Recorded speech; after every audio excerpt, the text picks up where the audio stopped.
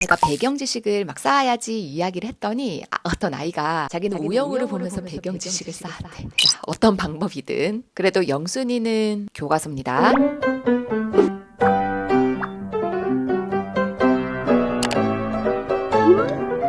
안녕하세요. 어디든 학교의 하유정입니다. 이제 개학이 얼마 남지 않았어요. 마치 우리 아이가 긴 겨울잠을 잔 듯한 그런 느낌이었다면 이제 기지개를 켜게 하시고 학교 갈 준비해야 되겠죠. 그래서 지금부터 4학년부터 6학년까지 우리 아이들이 1학기 때 무엇을 배우는지 그리고 아이들이 어떤 것을 좀 어려워하는지 이 부분을 콕콕 집어드릴 테니까 지금 당장부터 그리고 학기 초까지 빠른 속도로 한번 살펴보세요.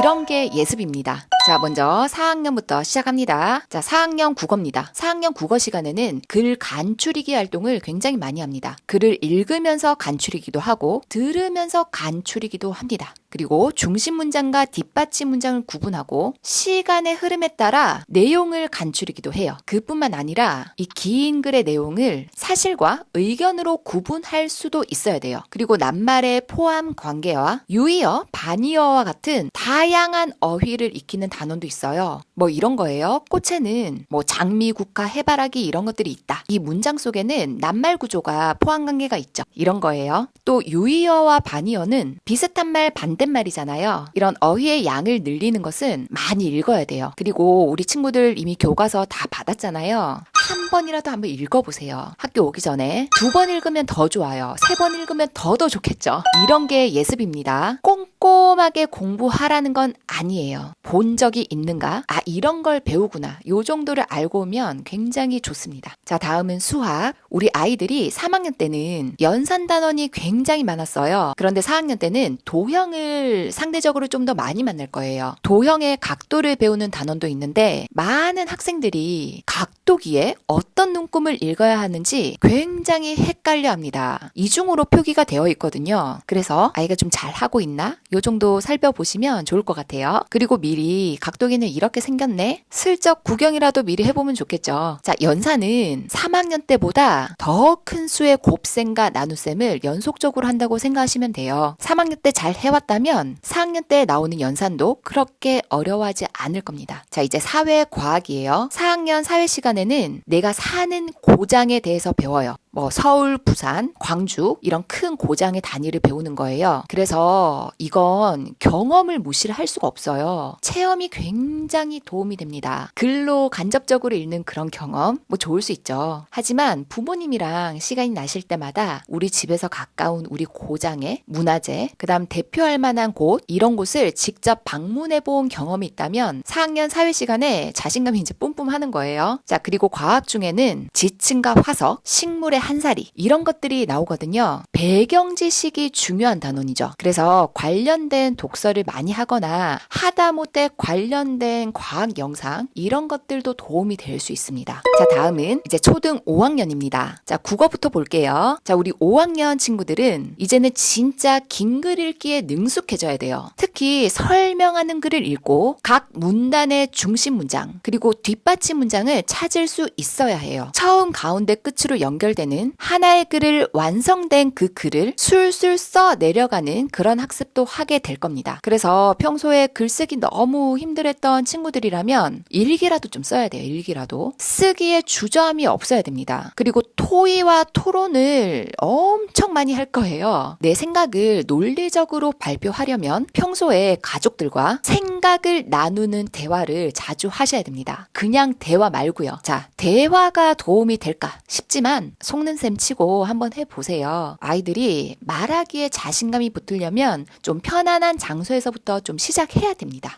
너 생각은 어때? 최근 뉴스라도 같이 보면서 사회 이슈에 대해서 가족들이랑 생각을 나눌 수 있죠. 그리고 하다못해 본인이 본인 생각을 이야기를 하지 않더라도 부모님이 보여주시면 저렇게 이야기를 할 수 있구나 라는 것을 아이들이 체득할 수 있을 거예요. 대화 굉장히 중요합니다. 자, 다음은 수학입니다. 자, 5학년 수학은 4학년 때 비해서 많이 어려워졌다라고 느껴질 수 있어요. 자기 자신을 수포자라는 수식어를 붙이는 그런 학생들이 많아져요. 그럴 만한 이유가 약분, 통분, 공배수, 공약수 이러한 기본적인 연산 개념으로 분모가 다른 분수끼리 더하고 빼고 이런 과정을 복잡한 연산이죠. 이런 것들을 많이 하게 되거든요. 그러면 미리 선행을 해야 할까요? 선행보다는 4학년 때까지 배웠던 그 수학 내용을 확실하게 좀 알고 있어야 돼요. 아니 완벽하게 알고 있어야 됩니다. 그래서 선행을 나가기에 앞서서 잘 알고 있나? 그동안 거는 탄탄한가? 이걸 확인하는 게 우선이라는 거예요. 분수의 덧셈과 뺄셈, 그리고 곱셈과 나눗셈을 능숙하게 알 수 있어야지 5학년 수학이 어렵지 않습니다. 그렇지 않으면 학교에서도 공부를 하다가 이 아이가 구멍이 좀 뻥뻥 나 있다라는 판단이 든다면 어쩔 수 없이 담임 선생님도 앞으로 계속 거슬러 갈 수밖에 없어요. 수준을 아는 것이 우선입니다. 자, 다음은 사회와 과학입니다. 5학년 1학기 사회 시간에는 인권과 법에 대해서 배워요. 다소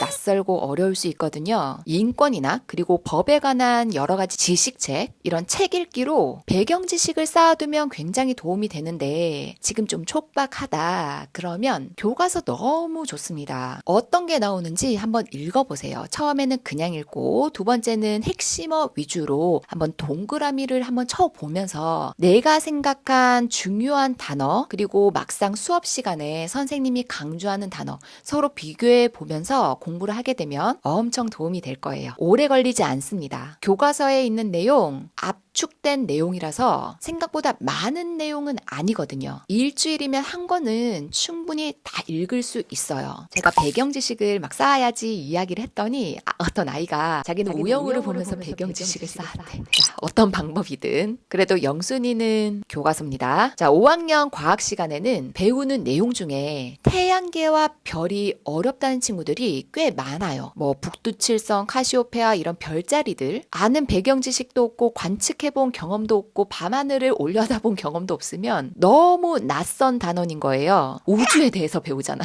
자, 지금부터 교과서도 살펴보고 관련된 영상도 한번 찾아보고 디지털 교과서 사이트에 들어가시면 그 교과서에 수록되어 있는 정말 양질의 영상을 확인할 수 있습니다. 한번 들어가 보세요. 자, 이제 6학년입니다. 자, 6학년 국어는요. 문학 작품 엄청나게 많이 나오거든요. 발단, 전개, 절정, 결말 이 구조를 문학 작품으로 한번 익혀보세요. 물론 비문학 읽기도 굉장히 중요합니다. 주장하는 글을 읽고 근거가 타당한지 비판적으로 읽을 수 있어야 해요. 이게 바로 문해력입니다. 교과서에 있는 글밥조차 엄청나게 많아지거든요. 그래서 읽는 걸 힘들어하는 친구들이라면 좀 편안한 본인들이 좋아하는 그런 주제에 한 권쯤은 온책 형태로 꾸준히 읽는 연습 필요해요. 자, 이제 수학. 6학년 1학기 수학에는 분수와 소수의 연산이 엄청 많이 나와요. 당연히 5학년 때까지 수학 내용을 잘 알고 있다는 그런 가정 하에 더 어려운 개념을 배우겠죠. 입체 도형의 부피와 건널비를 계산하는 그런 도형과 측정 단원도 많이 나오고요. 이때 많은 친구들이 부피랑 건널비 중에 무엇을 더 어려워할까요? 네, 건널비입니다. 이유 예상되시죠? 건널비를 구하려면 입체 도형의 전개도를 그릴 수 있어야 돼요. 하지만 5학년 때 전개도 그리기를 충분히 공부하지 못했다면, 완전 학습을 하지 못했다면 이 건널비 계산 당연히 어렵겠죠. 그러니까 선행보다는 복습, 이게 우선이다 라고 보시면 돼요. 자, 이제 사회와 과학입니다. 6학년 1학기 사회 시간에는 우리나라 근현대사에 대해서 배우게 돼요. 민주주의와 같은 정치 영역 그리고 경제 영역도 배우게 되니까 시간이 좀 넉넉하다면 관련된 책을 읽으면 가장 좋고요. 시간이 좀 부족하다. 나 빨리 예습해야 되겠다. 이런 친구들은 뭘 보면 될까요? 교과서죠. 교과서. 한 번, 두 번, 세 번 이렇게 3회독을 기본으로 생각하세요. 자, 과학 시간에는 우리 학생들이 머리가 지끈거린다라는 단원이 있어요. 바로 지구와 달입니다. 태양과 달의 위치가 하루 동안 어떻게 달라지는지, 계절마다 관찰할 수 있는 별자리가 왜 달라지는지 과학적으로 설명할 수 있어야 하거든요. 이걸 잘 설명하려면 자전과 공전에 대해서 이해를 하고 있어야 해요. 이거는 입체적으로 확인할 수 있는 그런 영상도 꽤 도움이 되거든요. 제가 그런 영상을 확인하려면 무엇을 바라고 했죠? 디지털 교과서에 클릭하면 나오는 영상들이 있습니다. 그거 한번 살펴보세요. 이런 게 예습입니다. 어떤 것을 배우는지 한번 훑어보는 과정, 이 과정을 한번 겪은 아이와 그냥 아무것도 없이 노베이스로 앉아있는 아이, 수업 시간에 다르거든요. 자, 짧은 시간이지만 이번 새학기에 무엇을 배우는지 한번 살펴보는 시간 꼭 가지기를 바라면서, 그래서 급하게 찍은 영상입니다. 자, 우리 친구들 그러면 새학기 모두 화이팅 하고요. 그럼 저는 다음 영상에서 다시 찾아뵙도록 할게요. 안녕!